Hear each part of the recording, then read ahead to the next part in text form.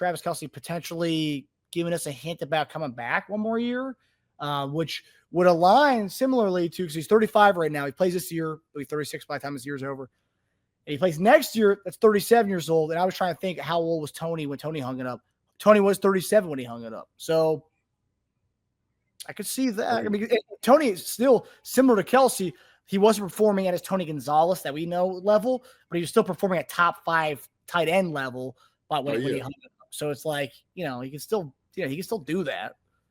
Oh yeah, no question about it. I mean, the thing is, it's all about where your mind is and where your body is.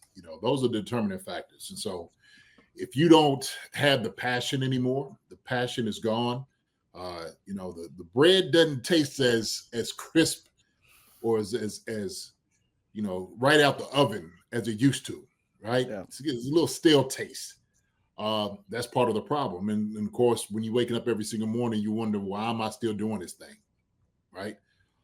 That's the issue too.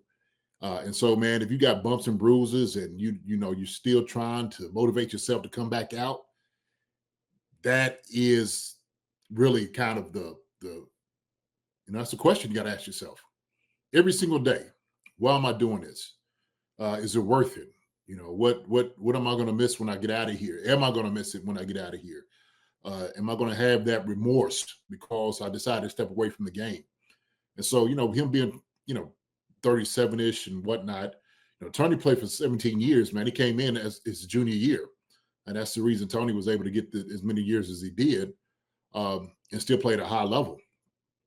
So I think if Travis believes that, he still has the juice in him, he still has a little bit of that excitement comes back, going on the field and seeing his guys come out there, man, and he hasn't lost any of that passion I was talking about, he'll be fine. He'll be fine. But we'll just have to see. Man. It's just kind of like one of those things, you know what I mean? The guys always go through, a long time. Long career does that to you, Marcus. Regardless of whatever occupation you are in, that's always that reflection. What do you want to do? And so, the question I was asking in the chat before you came on was, what is more of a distraction? Him coming out right away and saying, "Hey, this is my swan song. This is it, right? I'm retiring after this year." And obviously, every game you're going to go to, it's going to be a spectacle. Oh, you're playing in Buffalo for the last time. Any memories? Every week, you're going to have the same kind of send off at whatever stadium you go to. Whereas by doing it this way, where he's saying, "Well, who knows what happens after this year? We'll talk to the team, but I can't envision myself playing anywhere else." It's like, oh, okay. So now it's like you're going to get these questions every week. Like, have you made up your mind yet? It's week 4, week 5. You made up your mind? Is this the end? Is this the end? Is this the end? Kind of thing. What do you think is more of a distracting kind of thing for him? And I guess the team as well. It's always going to be if this is his last year, if this is your last hurrah. And to be honest with you, Travis is the type of guy that I could see is very loyal to Kansas City and his base. I don't think he'll go anywhere else to go play if that was the case. He ain't going to be like them QBs that was up there in Green Bay. In Brett Favre or AR-15, he ain't gonna be them guys. Retire 2 or 3 different times. You don't know where they're gonna go every year. And that's the deal. So I'm just getting back from seeing my nephew. So that was why I'm a little tardy coming here to the thing. So I was good talking to Neff about some of the things that Green Bay is going through, and we talked about AR-15 getting up there to Green Bay, to the Pittsburgh. So it's always a fun conversation to have. But no, you're absolutely right. I do believe that, with Travis being the guy that he is, the question is always going to be, is this going to be the last deal for you? Right? That's always going to be the question, Marcus. But I don't think is that really a distraction? The thing is, it would only be a distraction because to be somebody new that comes into the media room and asks the same question, like, "Hey, man, guys, we covered this. Like I've told you guys before, you looking for a different answer? You may say it a different way. You know what I mean? Like, what is it, right? Everything else, I think he'll be able to handle. So, yeah, I just want to play the soundbite to you. I was curious what you hear when you see it. It's a quick soundbite. I know a lot of people are talking about this, the last dance or something for you, but we've always talked throughout the season, you know, if you lose the Super Bowl or whatever, it's a failure for you. If you come back and win, people keep asking me, are you going to come back? I don't want to speak for you, but have you even thought that far ahead? If, by chance, you know, you get back to San Francisco next year? I mean, I got 1 year on this contract. I know that, and we'll try and figure out something for next year. The Chiefs organization knows how much I love them. I can't see myself ever playing anywhere else. So we'll deal with that down the road when the time is right. But right now, I'm focused on winning the championship this year.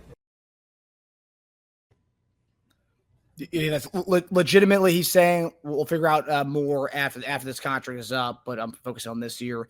How much do you think of that the next year thing is like a big lead to that? Because I heard that, like, whoa, okay, he's not shutting the door on next year. I'm sure he's just saying, man, how about we get past this season first, right? Let's just concentrate on the things we're doing now. And so with him, he said he just knows this is last year on the contract, which it is. Maybe the Chiefs might want to do something with him the following year, which I'm sure they would.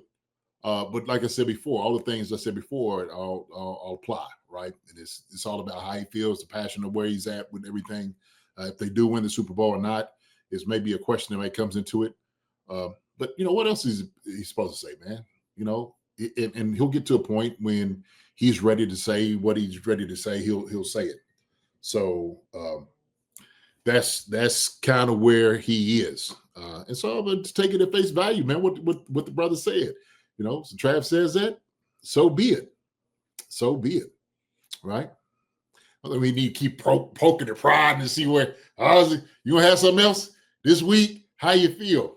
With the amount of nationally televised games we're going to have with ESPN, Amazon, NBC, Netflix, you're going to have different national reporters come in and do these like promo pieces on them. Is this the end for Travis Kelce? We're going to find out, like those kind of things. Every week, I feel like it's going to be a thing. Always. Every single media person that, like I said, in the national news is going to ask that question, right? Is this the last year for you? You know, your brother's retired. What do you think? And I'm sure he's gotten a lot of information. He's gotten at least a good temperature of how things are out there in the real world, right? The real world, like that. And that's kind of the reality, Marcus, for guys that we've all gone the same way. You have to just take stock of where you are. How do you feel about it? And I'm going to tell you this. As a retired player, it's hard to really find something in the real world that parallels what you get out there on the football field in the locker room. For real. That's the truth.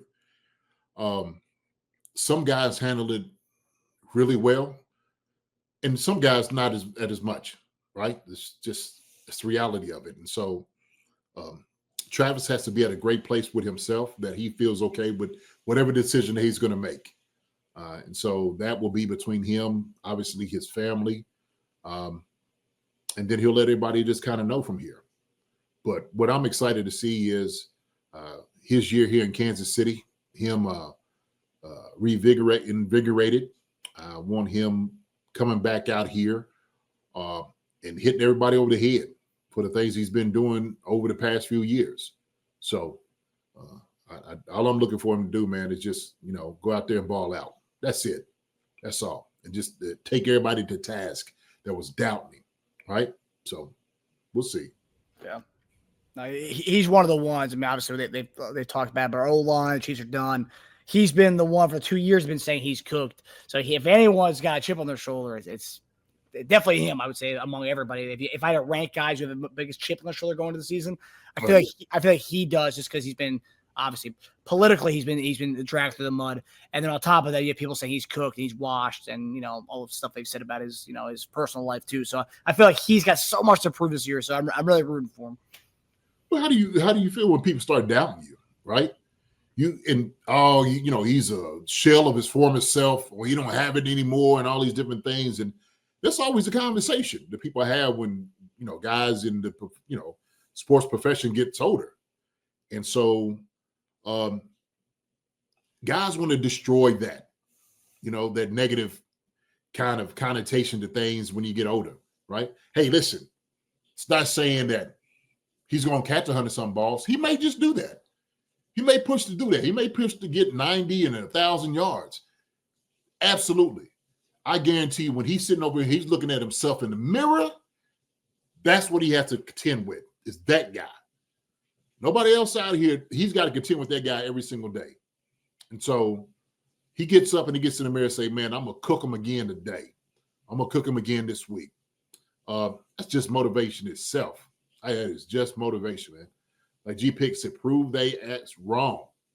Prove them wrong. And that's what I'm here for.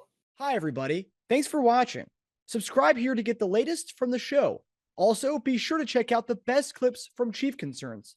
And if you prefer to listen to the show, subscribe and follow us on Apple Podcasts, Spotify, and anywhere else you get your podcasts.